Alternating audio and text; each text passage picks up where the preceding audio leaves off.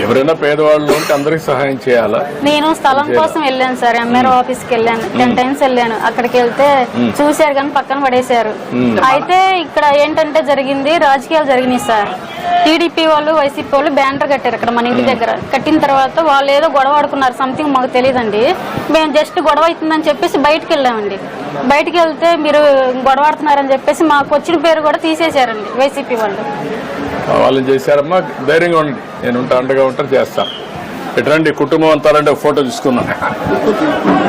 ఇటురండి, ఈ పక్కన మీరు ఆ పక్క రండి, వీళ్ళు ఈ పక్క వస్తారు. మీరు ముగ్గురు ఇటురండి, ఇటురండి, ఇట్రా అమ్మా, అటురండి, ఆ పక్కన ఆ పక్క వచ్చి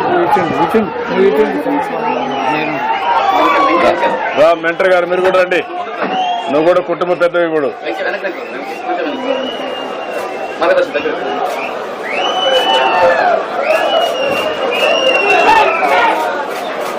మార్గదర్శి పక్కన ఉండమా, నువ్వు మనోజ్ గారు మీరు పక్క వెళ్ళండి, ఒక ఫోటో తీసుకుంటా.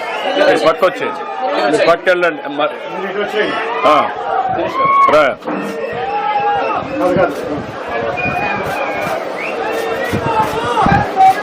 ఏంటి వస్తారా ఫోటోకి? రండి మీ ముగ్గురు రండి,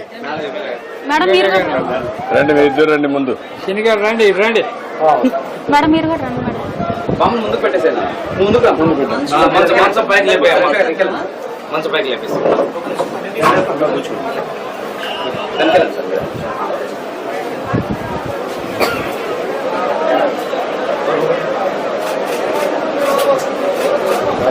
ఓకే అమ్మా, మంచిదయ్యా.